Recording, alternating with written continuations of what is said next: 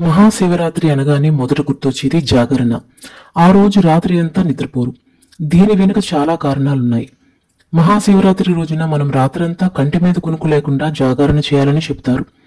మహాశివరాత్రి రోజున మాత్రమే మీరు శివుని అద్భుతాలను పూర్తిగా గ్రహించగలరని అంటారు. కోరిన వరాన్నిచ్చే ఈ రాత్రి ఈ మహాశివరాత్రి అవుతుంది. ఆ రాత్రి మీ జీవితాన్ని సంపూర్ణంగా జీవించడానికి శివుడు మీకు అనుగ్రహాన్నిస్తాడు. మనం ఎవరు, మనం ఏం చేస్తున్నాం, ఇప్పుడు మన జీవితం ఎలా ఉంది, భవిష్యత్తులో ఎలా మారాలి అనే ఆలోచనలన్నీ మన మనస్సులో ఎప్పుడూ నడుస్తూనే ఉంటాయి. కానీ వాటిని సాధించడంలో మన శారీరక మానసిక బలం పూర్తి పాత్ర వహిస్తుంది. సాధారణంగా మహాశివరాత్రి రోజు సాయంత్రం గుడికి వెళ్లి పూజలు నిర్వహించి ఆ తర్వాత శివుని తలుచుకుంటూ శివమంత్రాలు, శివ పురాణాలు పఠిస్తూ రాత్రంతా జాగరం చేస్తారు. రాత్రంతా శివుడికి మేల్కొని పూజిస్తే మనం అనుకున్నది జరుగుతుందని అంటుంటారు. రాత్రంతా మెలకువగా ఉండడానికి కారణం ఏంటో తెలుసా?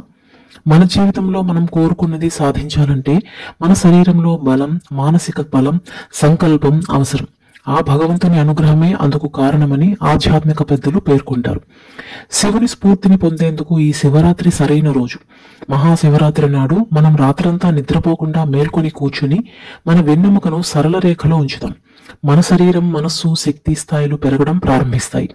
ఈ శక్తి పెరుగుదల ద్వారా మీరు శాంతి, మోక్ష జీవితాన్ని పొందవచ్చు. వెన్నెముక నిటారుగా ఉంచుకొని రాత్రిపూట మేల్కొని శరీర శక్తిని పెంచుకోవాలని అంటారు. మహాశివరాత్రి సమయంలో గ్రహాల కూటమి కూడా మారుతుంది.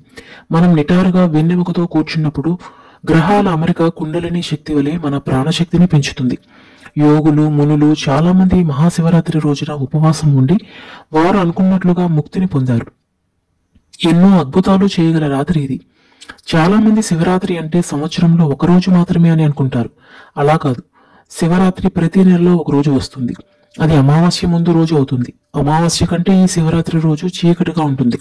సంవత్సరంలో వచ్చే 12 శివరాత్రుల్లో అత్యంత శక్తివంతమైనది మార్చిలో వచ్చే శివరాత్రి. అందుకే మహాశివరాత్రి అంటాం. సాధారణంగా శివరాత్రిని రాత్రిపూట జరుపుకుంటాం. మనం చీకట్లో ఎందుకు జాగరణ ఉండాలంటే కొన్ని కారణాలు ఉన్నాయి. లోతైన అర్థం దాగి ఉంది. ఈ ప్రపంచం శూన్యం. చీకటి అనేది శాశ్వతమైన వాస్తవం. చీకటిలోనే ఈ ప్రపంచం నిర్మితమైందని మనం అర్థం చేసుకోవాలి. ఇదంతా నాన్ సెన్స్ అని మీరు అనుకోవచ్చు. కానీ ఆధునిక శాస్త్రీయ పద్ధతులు కూడా విశ్వంలోని అన్ని వస్తువులు శూన్యం నుండి ఉత్పన్నమవుతాయని చూపిస్తున్నాయి. అలాంటి శూన్యాన్ని మనం శివునిగా కూడా పూజిస్తాం.